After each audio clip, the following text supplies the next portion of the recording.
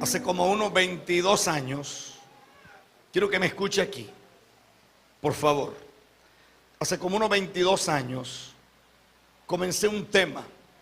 Después alguna gente lo usó y agradecemos a Dios por eso. Pero empecé a hablar sobre regiones de intimidad. Diga conmigo, regiones de intimidad.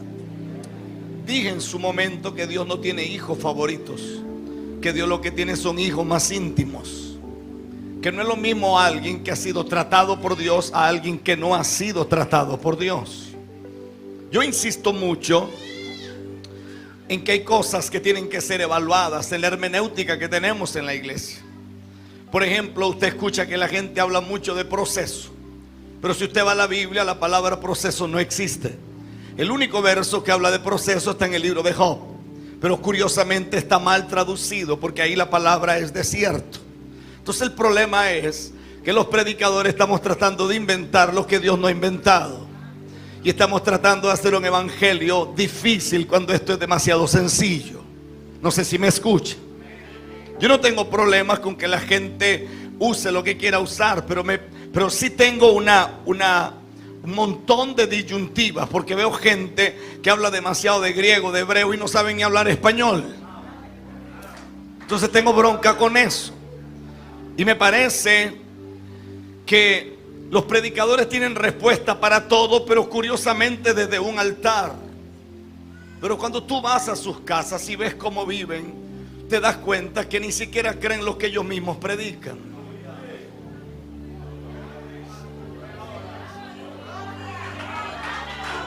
Entonces, para mí no tiene chiste ser luz aquí y tinieblas en el hogar. ¿Estamos aquí? Yo estoy ungido esta noche para hablar. Ora a Dios para que usted esté aquí. Por ejemplo, una palabra que los hebreos usaban era la palabra antropomorfismo. ¿Qué es antropomorfismo? Ellos dicen que Dios se revela a cada persona de una manera diferente. Para Abraham Dios era Jehová Jireh, pero para la tsunamita no era Jehová Jireh, sino Jehová Rafa. Para Josué no era ni Jireh ni Rafa, sino que era Sabaoth, que era el Dios que peleaba las batallas. O sea, la idea de Dios es que si yo lo único que sé es vender auyama, yo no puedo pedir trabajo como gerente de banco. Si yo no entiendo de profundidades espirituales, entonces no debería de tocar a gente que sí entiende de eso. Porque no es lo mismo estar con el agua a los tobillos que estar con el agua hasta arriba. No es lo mismo alguien que ha estado en la escuela de Dios, que ha vivido lo que ha vivido, a alguien que solamente llega a los cultos a pedirle a Dios perdón de las mismas tonteras de la semana pasada. ¿Alguien tiene oídos para oír? Cuando hablé de regiones de intimidad, empecé a tratar este tema. Hoy vamos por más de 100 sermones sobre regiones de intimidad, porque descubrí que el problema que la iglesia tiene es la carencia de intimidad. No sé si aquí pasará, pero me parece difícil. Pero en mi país, el único altar que la gente conoce es el altar de la iglesia, porque la gente no tiene altar en su casa. Claro, obviamente aquí no pasa eso, pero en mi país los predicadores no oran, menos los que son famosos, porque son profesionales del altar, saben cómo usar la psicología del mundo y traerla a la iglesia. Yo noto que hoy todo se puso al revés, porque usted oye a los predicadores diciendo: los que te vieron abajo te verán arriba. Pero yo encuentro que en este libro yo no tengo lucha con carne ni sangre. O sea, el problema mío no es la gente, el problema mío son poderes de las tinieblas. Entonces siento que el enfoque se perdió. Hay una lucha porque la gente tiene una lucha de poder sin entender que aquí no tiene nada que ver. Hay gente que a ti nunca te va a amar aunque Dios esté a la par tuya. Yo le pruebo a cualquiera con la Biblia que hay gente que son enemigos suyos y enemigos míos desde la eternidad y no te van a aceptar nunca. Así vean a Jesús sentado a la par tuya, ellos siempre creerán que tú no eres de Dios. Entonces desenfócate de la gente y enfócate en lo que Dios te quiere tratar aquí. A su nombre. Cuando hablamos de regiones de intimidad, yo necesito que usted esté aquí esta noche. Necesito que usted esté aquí. Jesús tiene 12 discípulos. Usted conoce quiénes eran. Curiosamente, solo hay un discípulo que se le recuesta a Jesús al pecho. Nadie más. Ese era Juan. ¿Cierto o mentira? Curiosamente, los otros 11 mueren de muertes violentas. El único que se muere viejito es Juan. La historia dice que lo metieron en una canoa llena de aceite hirviendo. Seguramente tuvo quemadura de tercer grado, pero no muere. Muere en una isla llamada Patmos, donde lo tiraron ahí, lo desterraron, y ahí nace el Apocalipsis. ¿Alguien está aquí todavía? La pregunta que yo me hago es: ¿por qué Jesús dejaba que Juan se recostara a su pecho? ¿Qué encontró Juan en el pecho de Jesús que nadie más logró encontrar? ¿Por qué los demás mueren de muertes violentas y él es el único que se muere anciano? Quizás Corintios 13 tiene relación con esto, donde dice que el amor nunca dejará de ser. Sentado muchas veces fui a Israel y me senté con gente que sabía, y le pregunté a alguna gente qué quiso decir.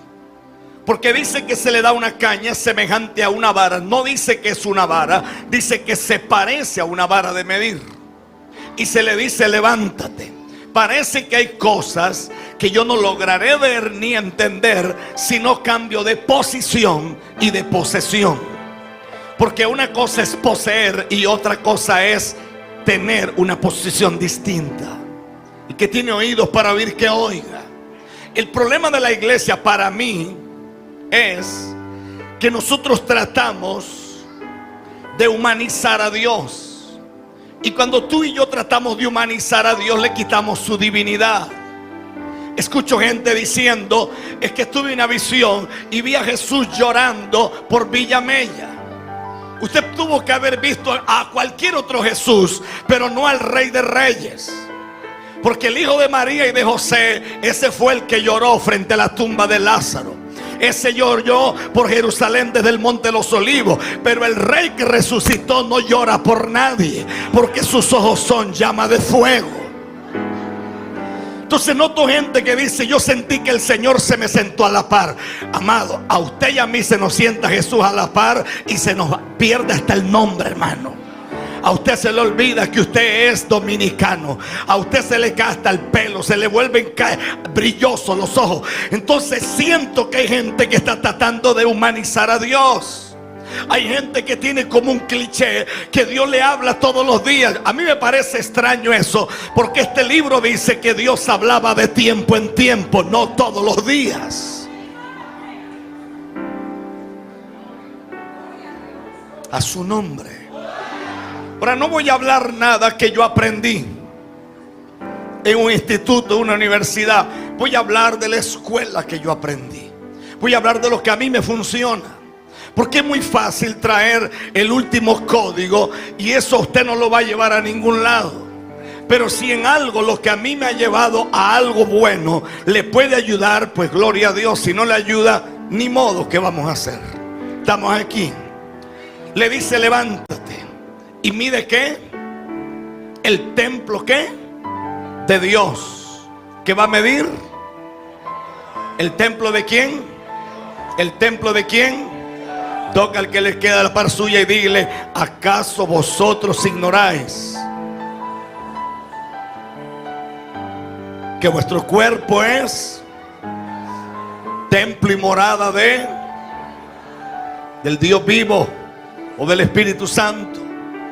Le pregunté a un anciano qué era lo que se le medía al templo, y me dice que al templo se le medían 17 cosas. Lo primero que se le medía al templo era madurez. Diga conmigo: madurez. Lo segundo era carácter. Lo tercero era temor. El que sigue: integridad, dimensiones, anchura, profundidad, administración, altura, contención, capacidad, potencial, maximización, grandeza, propósito y responsabilidad.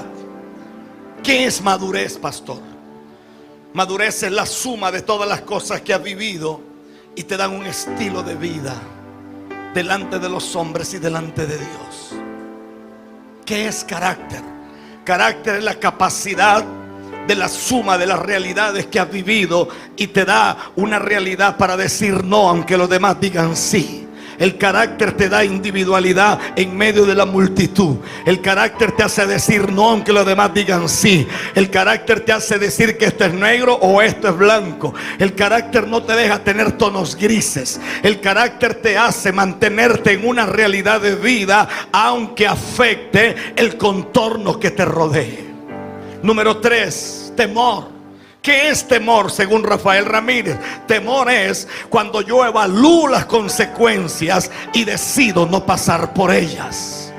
El temor te hace entender que tú puedes pecar mañana, pero cuando tú entiendes que atrás de tus lomos tú cargas generaciones enteras, cargas naciones, cargas miles, cargas millones, entonces tú decides evaluar las consecuencias y no decides adulterar todo un plan que viene desde la eternidad hasta la tierra. Eso para mí es temor. Porque este libro dice que el sabio ve el peligro y se aparta de él. ¿Alguien está aquí? Para mí el problema es que hemos perdido la conciencia de lo que somos. Diga conmigo: conciencia de lo que somos. Usted ha notado, claro, repito, eso no pasa aquí, eso pasa en otros países. ¿Usted ha notado que la gente se porta diferente en la iglesia que en su casa? Porque la gente tiene la idea de que Dios vive aquí.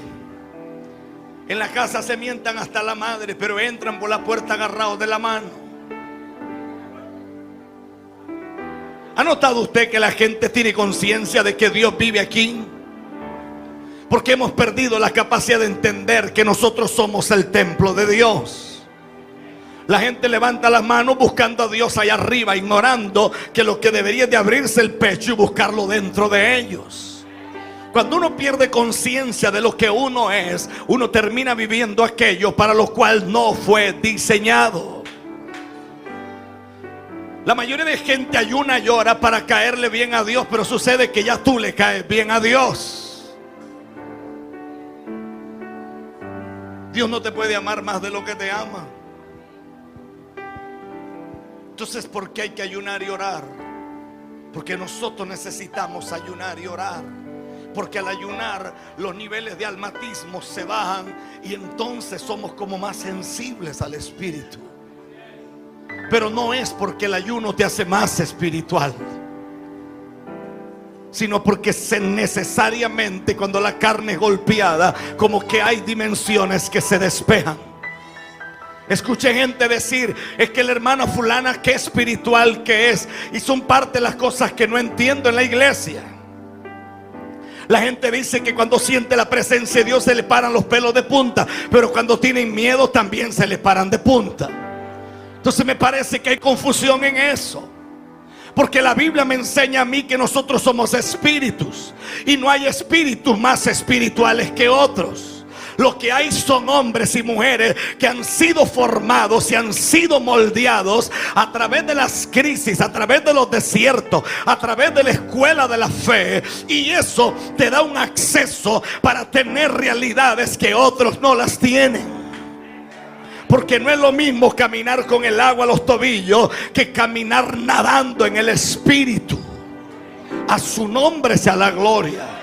Entonces el apóstol dice: señores, lo primero que hay que medir es el templo. Es el templo. Es el templo. Es el templo. Quiero que me mire a los ojos. Usted nunca crecerá con predicadores que solo te dicen lo que tú quieres oír. Usted crecerá cuando a usted le hablen cara a cara y le digan: usted está mal, corrija esto. Usted no puede vivir de predicadores que te venden ilusiones. Usted tiene que vivir de predicadores que te venden realidades.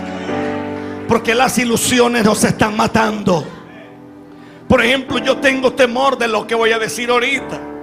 Yo oigo que todo el mundo habla que este año es un año de gloria y de poder. Yo acabo de terminar 37 días de ayuno y a mí el Espíritu Santo me dijo que este año comienza el juicio en la iglesia. Que Dios va a cortar cosas que están dañando nuestro ministerio este año. Y que la única gente que va a ser levantada por Dios es gente que ha sido fiel delante del Señor y que ha honrado a Dios. No sé si usted me escucha, pero yo oigo predicadores allá afuera. La guía profética de Ronnie Chávez, la guía profética del otro. Y yo digo, claro, pero es que curiosamente la guía profética que ellos dan es la guía profética que le funciona al negocio que ellos han montado, que está muy lejos de lo que Dios está diciendo en este momento.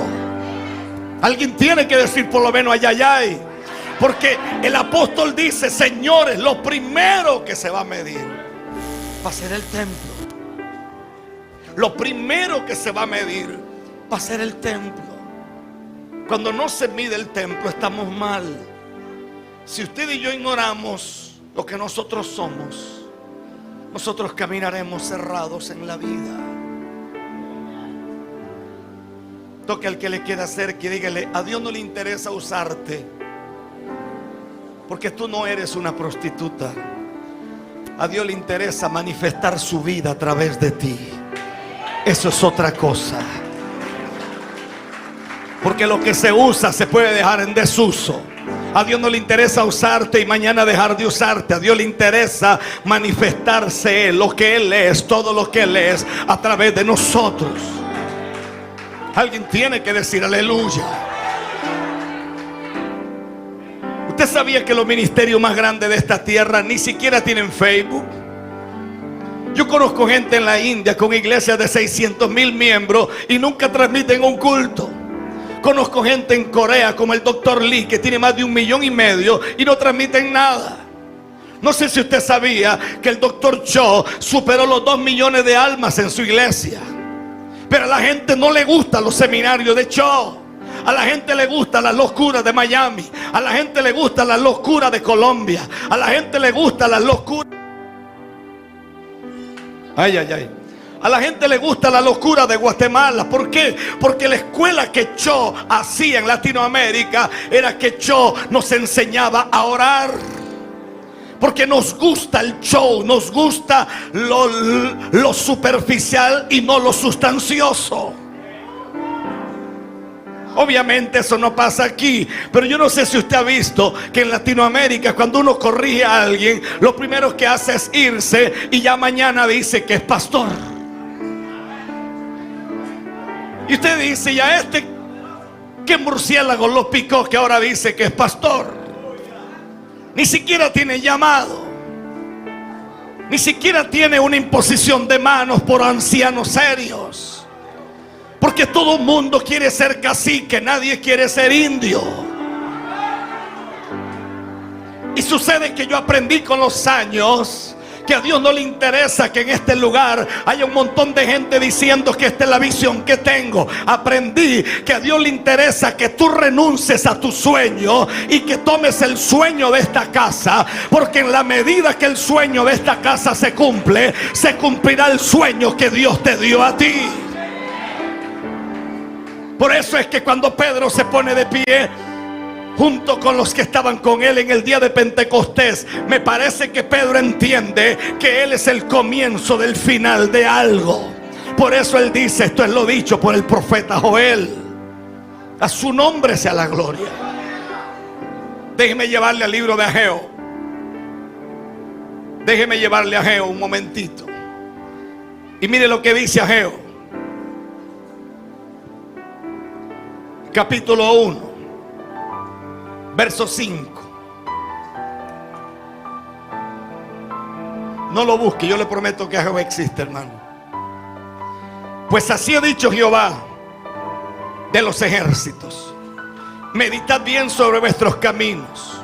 Toca al que le queda cerca y dice, y dile, piensa en tus caminos. Vea lo que dice el verso 6.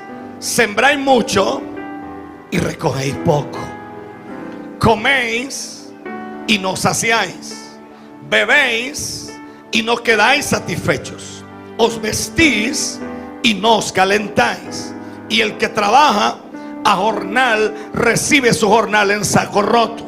Así ha dicho Jehová de los ejércitos: meditad sobre vuestros caminos, subid al monte y traed madera y reedificad la casa, y pondré en ella mi voluntad y seré glorificado, ha dicho Jehová.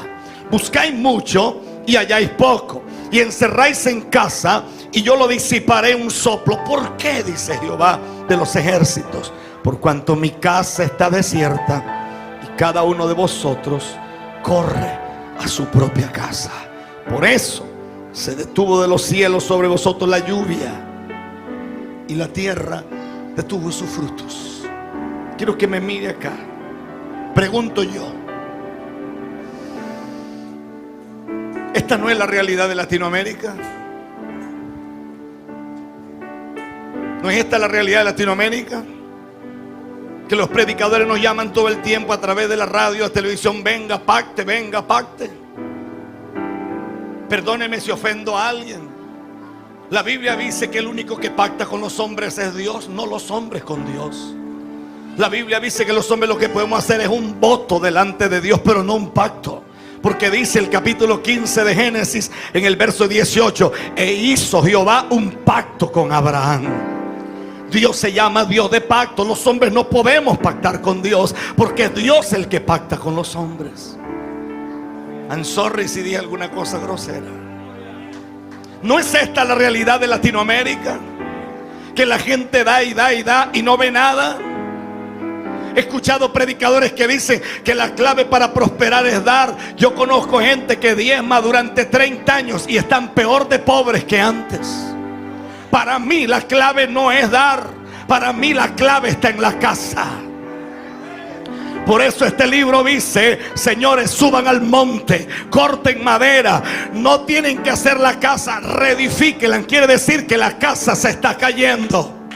Al caerse la casa, por eso es que todo lo que ustedes encierran de un soplo, todo se disipa. Están a punto de ver algo, y cuando están a punto de ver algo, se va. Se va. Perdóneme si alguien se ofende, pero usted va a las iglesias. Hermano, míreme con esa cara linda que usted tiene. Les cuento una historia fea. Se supone que yo soy psicólogo clínico. Yo encuentro gente más triste en las iglesias que los impíos que están bailando allá afuera, hermano. Yo encuentro gente demasiado frustrada aquí adentro. Yo encuentro unos impíos allá afuera bailando, hermano. Yo ni bailar aprendí, hermano. Algo está mal. Algo está mal. Algo está mal. No sé si me escucha. Algo está mal.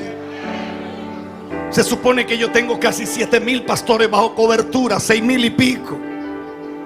Trabajo con pastores que tienen más de 60,000 miembros. Trabajo con gente en Brasil que uno en Brasil tiene 104,000 personas en su iglesia. Y tuve que atenderlo porque estaba en medio de una depresión. No sé si usted lo sabía, pero los pastores se están muriendo de depresión hoy. Los pastores están muriendo con infartos. No sé si lo sabía. No sé si me escucha. ¿Sabe qué hago yo en la iglesia? Yo no visito a nadie. Escúcheme, pastores, yo no visito a nadie.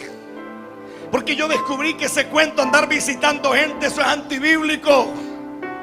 El diablo es experto en levantar fueguitos, y yo parezco un bombero apagando un jueguito aquí, apagando el otro y apagando el otro. Al final del día llego al culto cansado. No tuve tiempo de orar, no tuve tiempo de estudiar, y el diablo me entretuvo. A mí Dios me enseñó que yo necesito tener una palabra y que la gente resuelva sus propias cosas en su propia casa.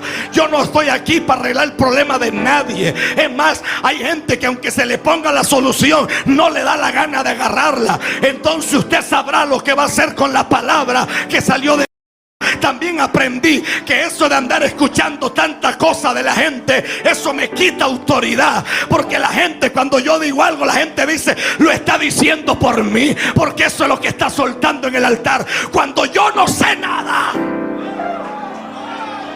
Entonces yo puedo decir lo que Dios me está diciendo.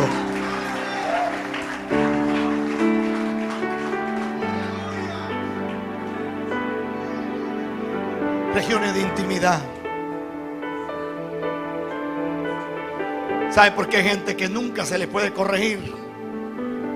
Tú no eres el ejemplo. Yo te voy a poner la mano aquí porque me llama la atención este flaco.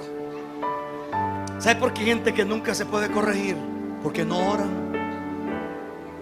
Porque no oran. Porque la gente que ora es dócil. La gente que ora es gente que se humilla delante de Dios. Yo estoy hablando con la iglesia de regiones de intimidad y le estoy enseñando a la gente. Empezamos un movimiento en mi país y en un año teníamos más de 1000 personas. Y era una cosa extraordinaria. La gente empezó a llegar de todos lados. Y recuerdo que nuestra banda de música se supone que estaba entre lo mejor. Puro músico de conservatorio, músico de la Sinfónica Nacional del país. Era un espectáculo escuchar a esos chicos tocar. Estoy una mañana desayunando. Nosotros desayunamos muy diferente a ustedes, porque ustedes desayunan una cosa sobrenatural que se llama mangú, alabado sea Dios. Y le ponen un poco de cebolla encima, que es una cosa poderosísima, hermano. Y cuando le agregan salami frito, eso hay que proponer que den eso en las bodas del Cordero, porque es una cosa poderosa, hermano. Hoy me llevaron a morir soñando a la hora del almuerzo y seguramente pues estoy tan ungido esta noche. Nosotros desayunamos diferente. Por lo menos en mi casa, allá acostumbran comer una cosa que es un arroz revuelto, pero nosotros no comemos eso. En mi casa comemos frutas, yogur, granola. Entonces yo estoy desayunando y oigo al Espíritu Santo que me da una palabra, y la palabra que me da es: el Padre busca un lugar. Perdón que te uso como ejemplo. El Padre busca un lugar donde reposar. Porque yo pregunto esta noche, ¿será que la gente entendió cuando Jesús dijo que el Hijo del Hombre no tenía donde recostar su cabeza? ¿Será que los predicadores entendieron esa palabra y todo el mundo dice, no, es que Jesús era muy pobre? No, usted no entendió eso. Jesús lo que está diciendo es: Juan encontró un lugar donde reposar, pero yo no he encontrado un lugar de intimidad donde recostar mi cabeza. No he encontrado un hombre, una mujer que yo pueda compartirle sobre regiones de intimidad, porque estoy rodeado de miopes, estoy rodeado de gente que les digo una cosa y no la entienden. No encontré un lugar donde reposar. Entonces el Espíritu Santo me dice: el Padre busca un lugar donde reposar. Y yo recuerdo que se me caen los utensilios. Y donde se me caen los utensilios, llamo a una hija mía que es una de las pastoras, y le digo: llama a la secretaria y dile que yo voy a entrar al cuarto de oración. Yo tengo un cuarto de oración que es como esta cosa, hasta allá así. Tiene un baño, la alfombra es muy gruesa, el aire acondicionado es prácticamente perfecto porque no da ni frío ni calor. Allá hay una pequeña cama, pero en el suelo. Y de tantas veces que fui a Israel, es como la tienda de un beduino. Es una cosa muy, muy bonita.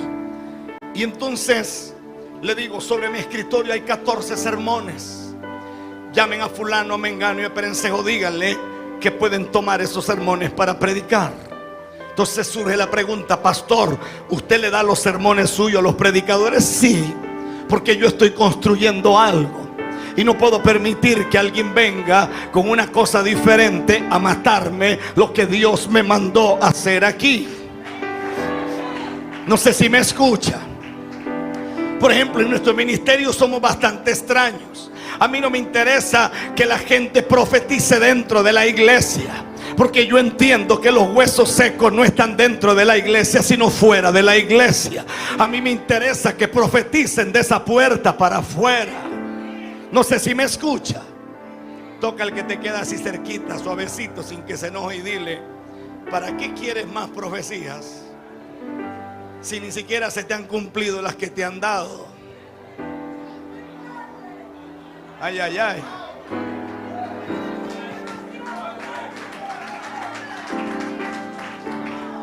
Entonces, ¿están aquí todavía? Pueden decir aleluya. Pueden decir gloria a Dios. No los oigo. Pueden decir gloria a Dios. Toca el que le queda cerca. Entonces llego al cuarto de oración. Yo tengo la idea que yo voy a orar.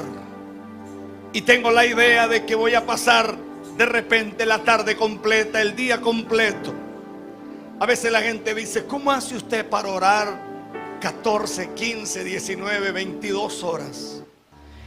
A mí el repertorio se me acaba cuando llevo 20 minutos y empiezo aleluya, aleluya, alabanza, alabanza, alabanza. No, es que no tiene nada que ver con palabras. Cuando tú entiendes que tú eres un espíritu que vino de la eternidad de Dios, que viene de la eternidad pasada a esta eternidad presente y va rumbo a una eternidad futura. Cuando tú entiendes que en Él vivimos, en Él somos, en Él estamos, en Él nos manifestamos y en Él existimos. Cuando tú entiendes que de donde tú vienes no hay emociones, no se suben los triglicéridos, no hay dolores de hueso. Cuando tú entiendes eso, entonces tú no te esfuerzas por hacer, porque ya tú eres la esencia de algo que te envió a esta tierra. Pastor, estoy orando para que Dios me revele cuál es el propósito. Estás equivocado. Tú no viniste aquí a buscar un propósito. Fue el propósito el que te trajo a esta tierra. Tú lo que viniste aquí fue a manifestar una embajada, que tú eres la extensión de la embajada del reino de los cielos, y tú eres un embajador en esta tierra. Es decir, tú eres un funcionario plenipotenciario del reino que tú representas. El problema es que la gente habla de reino, pero ni siquiera sabe con qué se come eso. Porque los reyes tienen una postura. ¿Alguien está aquí? ¿Cuántos de ustedes les gustaría saber cómo ser cristianos? Están arruinados porque no hay material en este libro para ser cristiano. La palabra cristiano fue un apodo malo que nos pusieron en Antioquía. En este libro sí hay material para enseñarte a ti y a mí cómo ser reyes y cómo ser sacerdotes. Entonces nos vendieron un mensaje errado. Nos están tratando de enseñar a ser cristianos, y eso es lo más ridículo que hay, porque Dios no le llama cristiano a nadie. Dios nos llama hijos de Él. Lo que sí deberíamos de aprender es a ser sacerdotes para poder saber cómo ministrar la presencia de Dios en nuestros hogares, cómo ser reyes. ¿Qué le parece? A mí me invitan para cenar con el rey Juan Carlos cuando era rey, un hermano de nuestro ministerio en Estados Unidos. ¿Usted cree que yo me alegré? No. ¿Usted cree que yo dije, wow, qué bendición? No, a mí me dio una crisis, porque somos demasiado indios para sentarnos a la par de un rey. ¿Usted se imagina lo que usted está comiendo con el rey y que le den una sopita y que usted haga con la cuchara así? O que usted esté comiendo y se le pegue un grano de arroz aquí. O usted está comiendo y hace así, se le ve toda la comida que tiene adentro. O la gente que come y casi mete la cabeza dentro del plato. Pero usted los oye hablar de reino.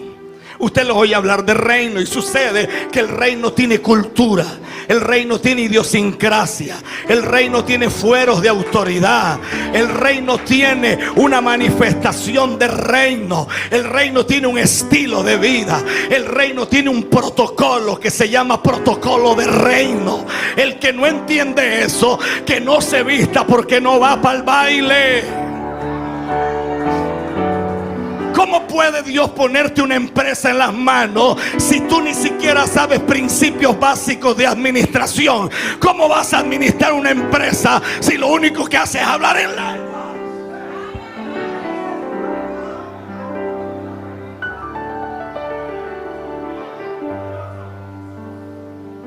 No sé si me escuchas.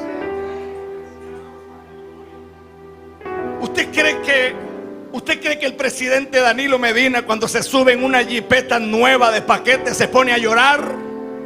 Ay, Dios mío, ¿y si esto me afecta? Los evangélicos sí lloran cuando se suben a un carro nuevo, porque tenemos crisis emocionales, porque tenemos problemas, no nos sentimos dignos de lo que Dios puede darnos. Entonces, hasta que no se nos cambie este chip de esclavitud y empecemos a pensar como piensan los reyes. Yo le pregunté a la gente de allá de España, porque llamaron a mi oficina y preguntaron como 40 cosas sobre mí, porque ellos no iban a permitir que un indio de Costa Rica se sentara con un rey. Me dijeron que tenía que cambiar mi postura, que si era jorobado tenía que sacudirme el pecho, hermano, y caminar erguido, porque los reyes no caminan así, que tenía que tener estilo. Me dijeron que no podía estar delante del rey si no le presentaba una ofrenda real al rey. Y la pregunta es, ¿qué darle a un tipo que lo tiene todo? Usted dice, le doy una Biblia, pedazo de cabezón. Ese viejo no ocupa una Biblia, ese tiene muchas Biblias en su casa. Deja de pensar como evangélico y piensa como rey. Sal de este lugar esta noche, ve a tu casa, bota todo ese montón de chécheres viejos que tienes y empieza a arreglar tu casa para que el rey pueda entrar a tu casa y pueda caminar y pueda sentarse en tu hogar. Que cuando la mentalidad cambie, las cosas y las bendiciones van a llegar solas. Por fin le regalé una cosa, que fui a una reserva Cherokee y vi una cosa espectacular y se la regalé. Cuando llegué a la cena, yo parecía un soldadito de plomo así, hermano. Todo lo que el viejo hacía, yo lo hacía, hermano. Él empezó a comer, hizo una oración tan poderosa que casi yo levanto una ofrenda en ese momento, hermano. Nunca había escuchado a un tipo que orara tan bien como ese viejo, hermano. Yo tenía la idea que ese era un impío, más impío que Belcebú. No, ese viejo posiblemente está más cerca de Dios que mucha gente, porque la oración que él hizo fue demasiado grande. Y cuando estuvo delante de mí, me dijo, usted me ha honrado, pero yo quiero honrarlo a usted por la investidura que usted tiene, porque usted tiene un manto que es superior al mío. Entonces recordé la escritura, cada uno mire a su hermano como superior a sí mismo. Nosotros tenemos problemas con eso. Vemos al que está predicando como una autoridad, pero el que está sentado a la par nuestra lo vemos por encima del hombro. Y cuando caminamos de esa manera, entonces respetamos la obra de Dios en la vida de las personas. Alguien tiene que decir aleluya. Yo recuerdo que le pregunto a él, ¿cuándo supo que sería rey? Y me dijo, desde que nací. Me apartaron de todo. Nunca tuve una novia, nunca tuve amigos. Me sacaron de mi casa, me mandaron a Inglaterra. Estuve en España, después Inglaterra, después Francia. Estuve en los Estados Unidos, estuve en Israel, hasta el día que fui coronado como rey. Y me casé con la persona que creía que era la persona que estaba apta para asumir el protocolo de una reina. Claro, eso es imposible que pase aquí. Pero usted le busca el protocolo a los reyes, hasta los casados. Ponen la foto en Facebook solitos, como que no tuvieran mujer. Ponen la foto en el WhatsApp solos. Y los que están solteros chatean con 40 locas, porque están tirando el trasmayo a ver cuál es el pez que cae. Pero usted los oye hablar de reino, usted los oye hablar de naciones, usted los oye hablar de gloria, usted los oye hablar de poder, usted los oye hablar de milagro, usted los oye hablar de grandeza, y ni siquiera entienden qué es protocolo de reino. No, usted no me oye. Es que sucede que la gente a la que Dios le va a confiar el destino de las naciones es gente que se mete en el protocolo del rey. Aprendí algo con un rabino y es: Dios no tiene un plan para tu vida. Dios tiene un protocolo que fue establecido en una acta de decreto, y ese protocolo dice que si tú te sales de ahí, otro calificará para el protocolo que Él había establecido desde antes de la fundación del mundo. Porque el reino no se detiene por un Judas que traicione. El reino no se detiene por un Jonás que se monte en la barca equivocada. El reino no se detiene por un Saulo que esté endemoniado. El reino no se detiene por un Ananías o Zafira. El reino solo se detiene cuando el rey dice que se detiene.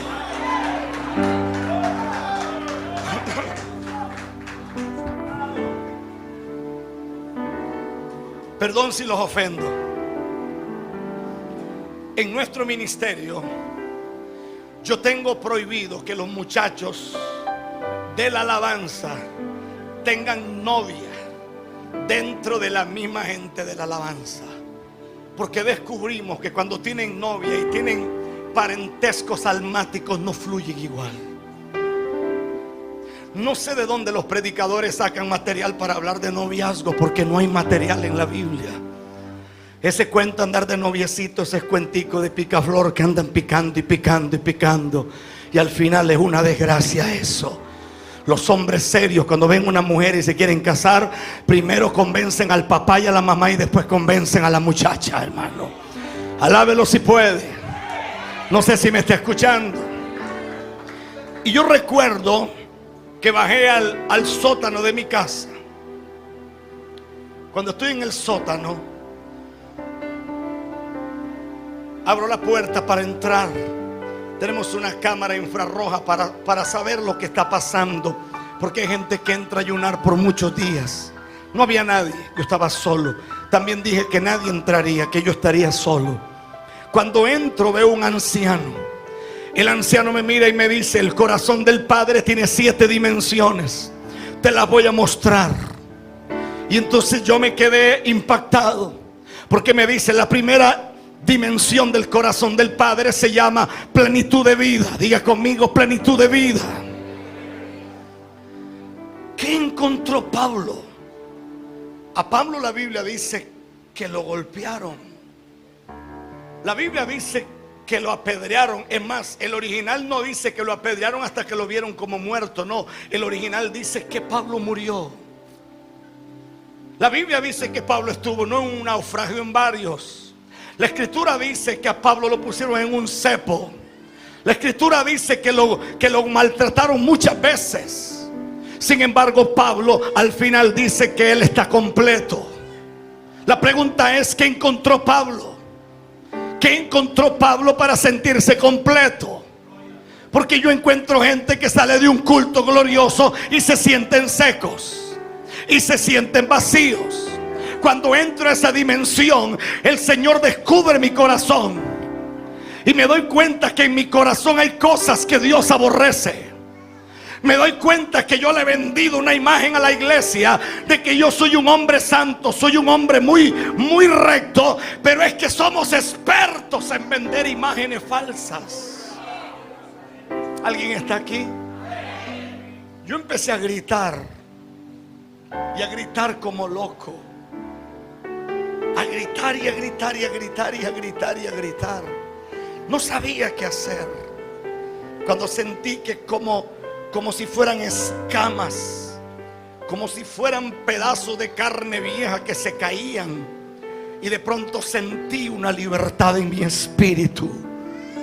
Aquí lo grande no es que pase una mujer con las caderas contorneadas y tú quites la cara porque eres muy santo. Aquí lo grande es que aunque vuelvas a ver, no sientas ninguna atracción, porque tu carne ha sido crucificada en el madero con el Rey. No sé si me está escuchando. Y yo recuerdo que cuando entro a la segunda dimensión, se llama ríos de agua viva. Escucha esto. Nunca entendí. Creía que lo entendía, pero nunca lo entendí. Cuando la escritura dice: el que cree en mí, de su interior correrán ríos. Dígalo con fuerza: ríos. Nunca lo entendí. descubrí que ese pasaje se amarra con el libro de Ezequiel 49, donde dice que el río de Dios se saldrá, y por donde el río pase, dice que traerá sanidad a la ciudad. Escuche esto. Me detengo ahí. Cuando yo salgo de la séptima dimensión, siento las piernas extremadamente dormidas. Me senté a como pude y empecé a sentir mucho dolor, pero mucho dolor. Como a los 25 minutos o 20 quizás, me levanté y pude incorporarme. Cuando me incorporé y ya pude levantarme, entonces salí. Yo tengo la idea, a grosso modo, que han pasado 2 horas. Era un 21 de junio. Cuando yo voy subiendo las escaleras con mucha dificultad, toca como aleluya.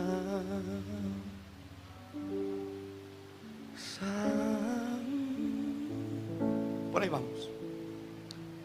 Cuando subo a la parte de arriba de mi casa, una de mis hijas, que es médico, pone una balanza, me mira y me dice: ¿te sientes bien? Sí. Sube, papá. Me subo. Dice: esto no puede ser posible, tú pesas lo mismo. Me abre la boca así, mete una cosa aquí, te ves bien. Me mete un aparato aquí en los oídos, me ve bien, abre los ojos así, todo. Y entonces le digo: ¿qué pasa? Entonces llega la otra, que es pastora, y me abraza y me dice: ¿te sientes bien, papá? Le dije: sí, mi amor. Y le digo: ¿pero qué es lo que está ocurriendo? Habían como 500 gente rodeando mi casa orando. Entonces le digo: ¿pero cuál es el misterio? ¿Tienes idea qué fecha es hoy? Le digo: hoy es 21 de junio. Me dijo: no, papá, hoy es 21 de julio. Yo le dije: ¿qué?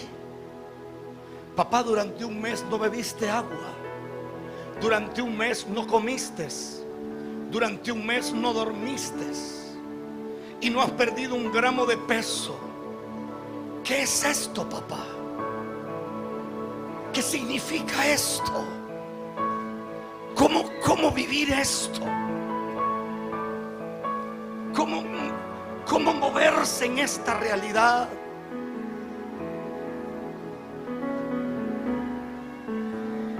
Jesús sanaba a los enfermos y le decía que no le contaran a nadie.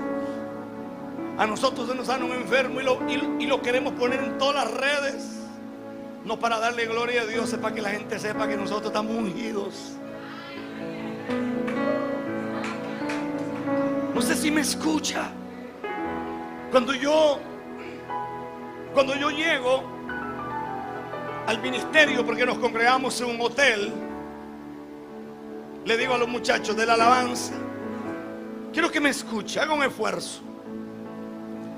Le digo: el Señor me dice que no van a ministrar. Felices porque iban a descansar ese día. No, le digo: el Señor me dice que no van a ministrar durante 3 a 6 meses. Un anciano me mira y me dice: se te van a ir todos. Y yo le dije: no importa, el que me dijo que los bajara los volverá a traer otra vez. Agarré unos micrófonos y agarré unas viejitas desafinadas que tengo en la iglesia, igual que yo, y les puse un micrófono a cada una. Esta gente de ahora no sabe de lo que es música de verdad, porque esta gente de ahora lo que saben es de Barak, Miel San Marca, Christine de Claire, Alex Zurda. Por amor a Dios, ninguno son adoradores, todos son cantantes. Adorador es un tipo que se para a las 3 de la mañana sin música, sin ofrenda, y dobla sus rodillas y adora a Dios. Eso es un adorador. Entonces nosotros empezamos a cantar. Póngale cuidado, pastor. Tengo más de 1000 personas en el hotel y empezamos a cantar: conozco un hombre de poder, un hombre de poder, un hombre de poder. ¡Wow! Y empezamos a cantar: viva la fe, viva la esperanza, viva el amor. Yo tengo un Cristo de poder. Alabaré, alabaré, alabaré. El justo florecerá como la palmera. Empezamos a cantar: cuando allá se pase lista. Empezamos a cantar: cuán gloriosa será la mañana. Empezamos a cantar: cuán grande es Él. Todos los jóvenes de la iglesia así: ¿qué está cantando? Era como que estábamos hablando en lengua sin intérprete. Nadie sabía. Mandamos a sacar todas las sillas y le pedimos a la gente del hotel que sacaran todas las sillas. Extrañamente la iglesia seguía creciendo. Todos los músicos sentados adorando a Dios. Todos. Yo ponía a los músicos aparte, los sentaba en círculo con una guitarrita de madera. Canten. Pero canten otra cosa. Canten un himno que dice: tú eres digno, tú eres digno. Tuvieron que aprendérselo, no se lo sabían. Le digo algo con el corazón. A los 3 meses me quedé sin nada.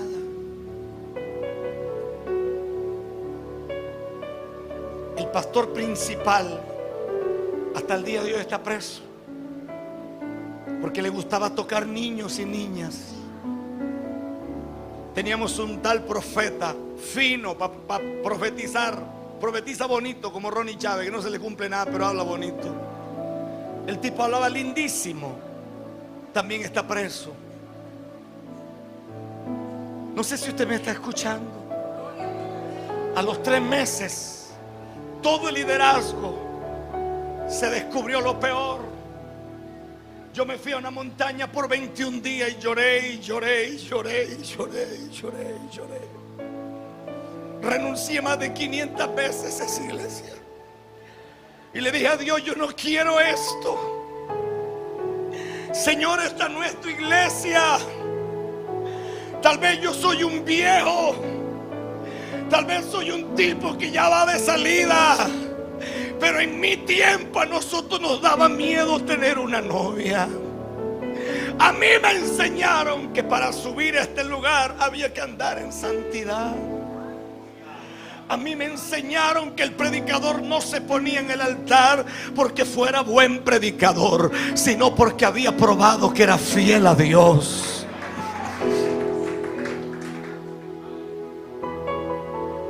Pero Dios decía que no renunciara. Dios decía que me quedara. Dios decía que Él iba a levantar algo grande. Era extraño, sin grupos familiares, sin ningún método, sin radio, sin televisión. El ministerio seguía creciendo. Yo no entendía. Estoy llegando de Australia a mi país, y este chico que toca el teclado, que es una eminencia, va al aeropuerto a buscarme y sube mis maletas. Hay otro chico atrás sentado. Cuando vamos llegando a mi casa, él detiene el auto en media calle y él me dice: ¿usted tiene idea, apóstol, por qué Dios nos bajó del altar? A grosso modo entiendo, pero realmente no conozco la profundidad. Y él me mira y empieza a pegar gritos y me dice: ese jovencito de atrás y yo somos pareja hace 7 años.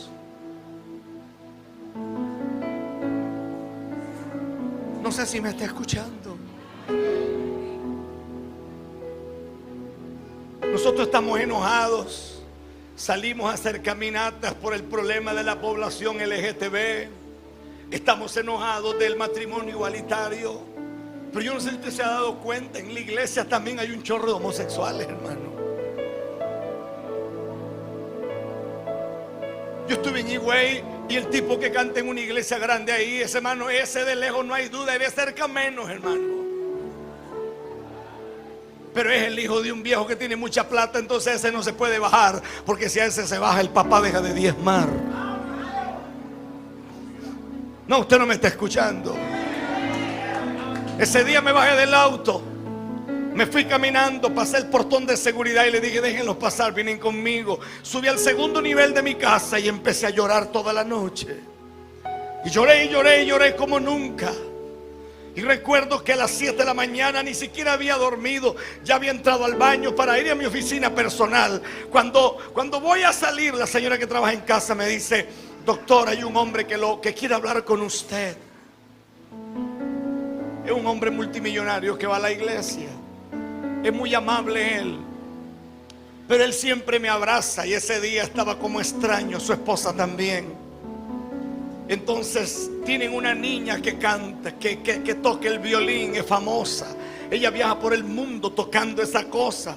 Ella entra y agarra un violín carísimo que se llama Stradivarius y lo pone en mis pies y se arrodilla y me agarra de mis pies y empieza a pegar gritos.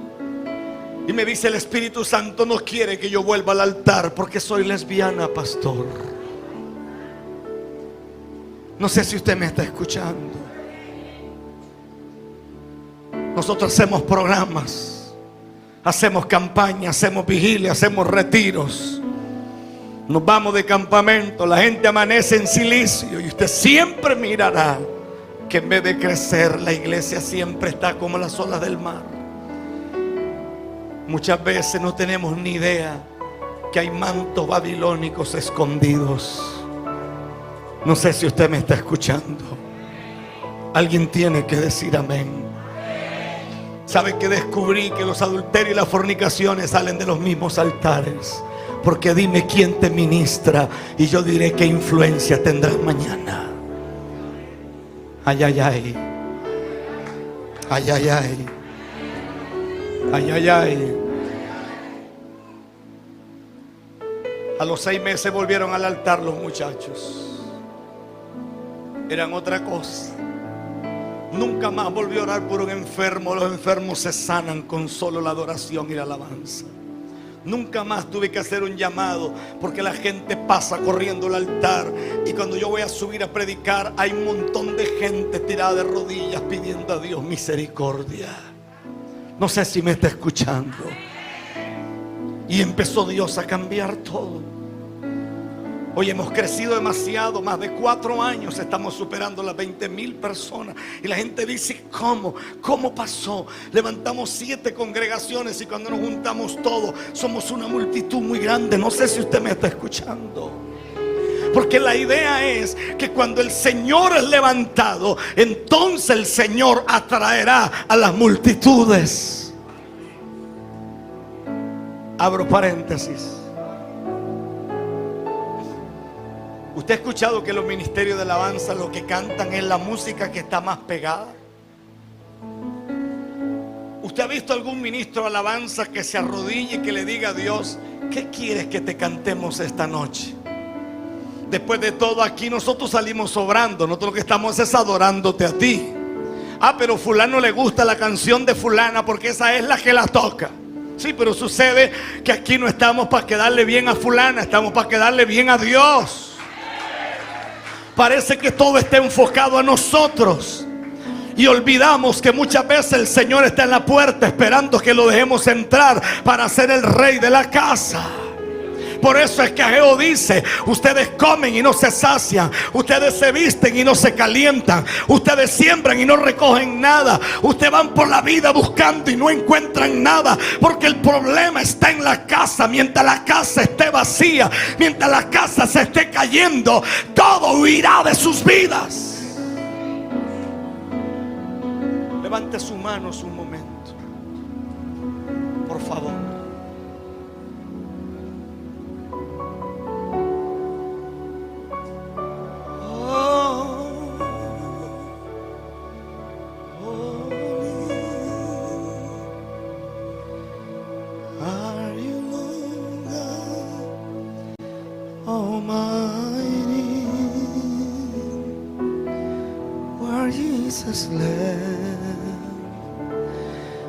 Jesus led, you are holy, are you Lord God Almighty?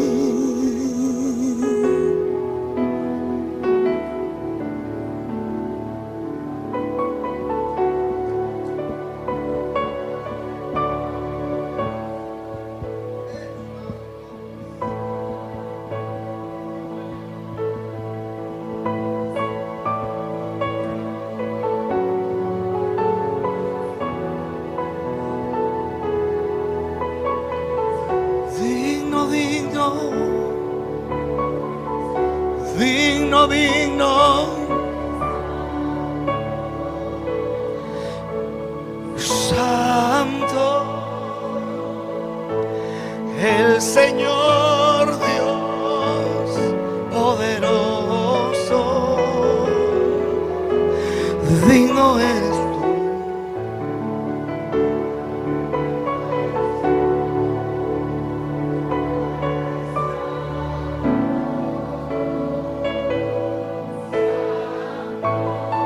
Santo, poderoso,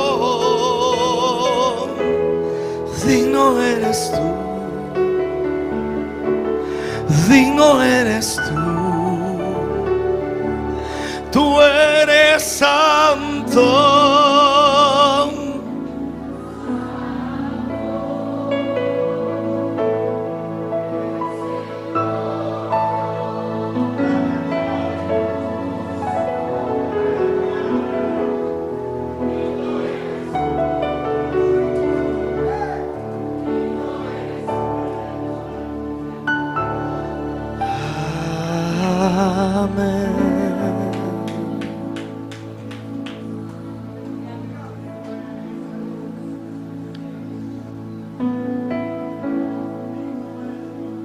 Hubo un momento, hace años atrás,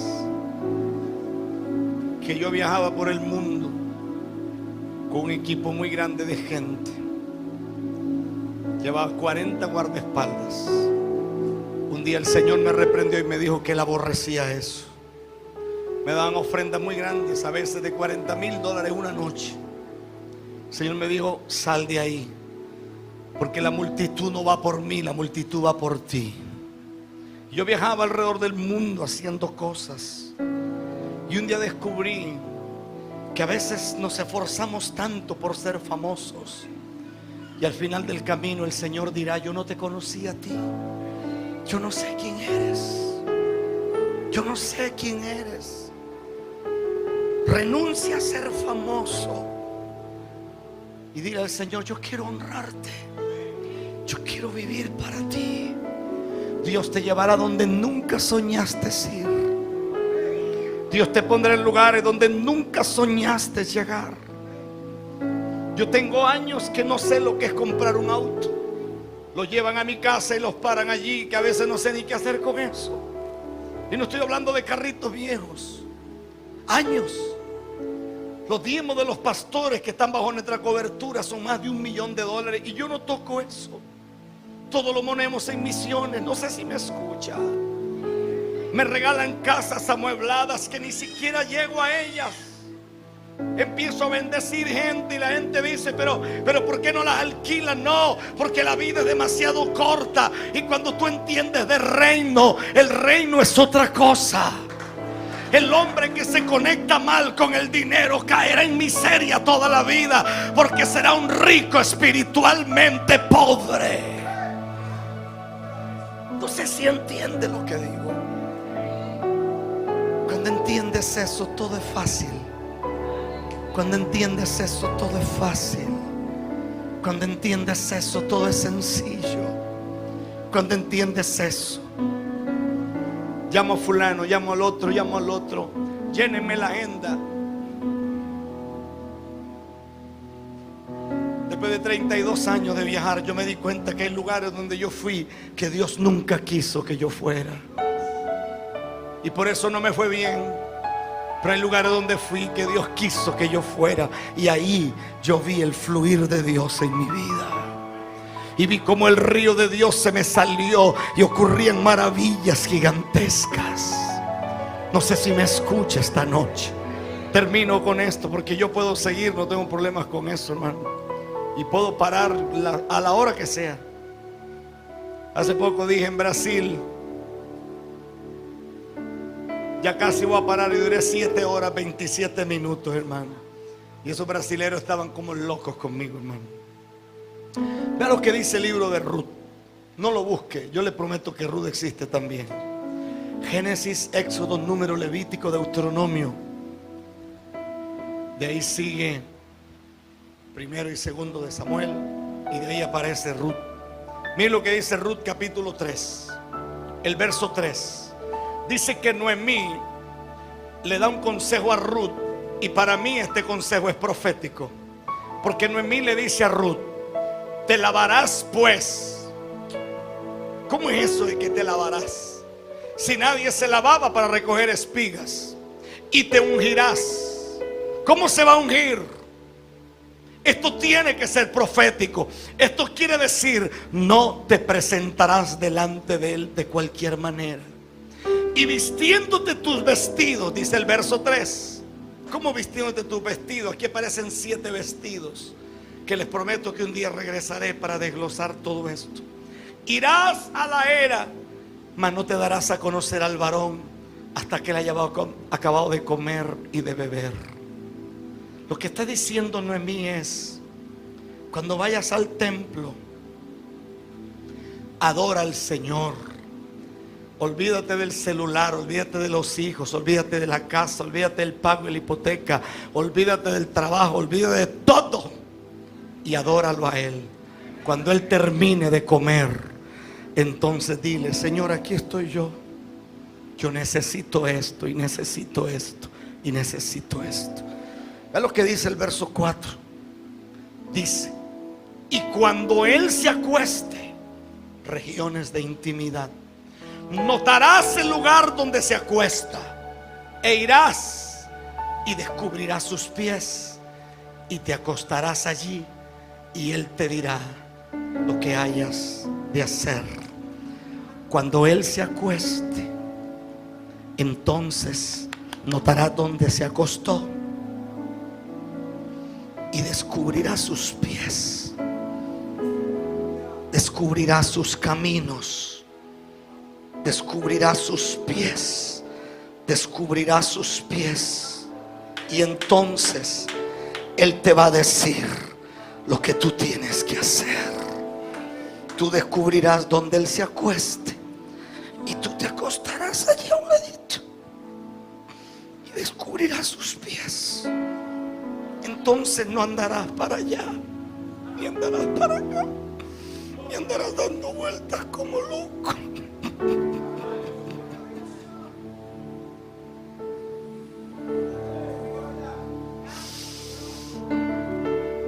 Cuando nosotros descubrimos eso, nuestros músicos llegan temprano, se sientan con una guitarrita, no hay aquí una de madera, se sientan en una esquina y ahí en silencio empiezan a tocar. Y después de 1 hora de estar adorando a Dios, entonces ellos pueden subir al altar, porque ya Él terminó de comer. Entonces ellos no vienen aquí a improvisar, porque ellos saben que son regiones de intimidad. Ellos no llegan aquí para ver si la fulanita me ve o el menganito me ve. Nuestros músicos descubrieron eso. Nuestras madrugadas, nadie está orando por alguien y profetízame, cancelamos todo. No volvimos a invitar predicadores, que yo te decreto, y nada de lo que decretas se cumple. Estoy harto de esas estupideces. Entonces empezamos a adorar a Dios. Extrañamente volvimos a los cantos de antes, porque descubrimos que ese canto, cuán grande es Él, nadie ha podido superarlo hasta el día de hoy. Cuando se canta cuán grande es Él, los paralíticos empiezan a caminar, los ciegos ven, los mudos hablan, la gente corre, la gente dice: ¿qué está pasando? ¿Qué es esto? ¿Qué es esto? No volvió a pasar lo que pasaba antes. Yo iba a la iglesia de 3 años con mi abuela, y el Señor me bautizó cuando tenía 3 años. Eso como que cambió mucho. Eso como que cambió mucho. Cuando Él se acueste, notarás el lugar donde se acostó.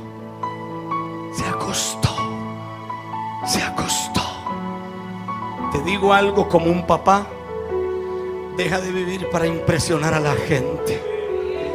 Deja de preocuparte tanto por el concepto que la gente tenga de ti. Preocúpate por Jesús. Tírate al piso. Yo sé lo que es pasar un mes tirado en una habitación pegando gritos con este libro en mi pecho y diciéndole a Dios: háblame, revélate a mí. Estoy cansado, se supone que yo sé algo de la Biblia, pero estoy cansado de predicar un mensaje interesante. Quiero hablar lo que tu pueblo necesita. No quiero el mensaje que yo bajé de YouTube, no quiero el mensaje que me encontré en una página. Quiero un mensaje que yo lo haya parido con mis rodillas. Quiero encontrar las regiones de intimidad. Quiero entender cómo es esto, cómo funciona esto. Levante manos santas. Oh, tú eres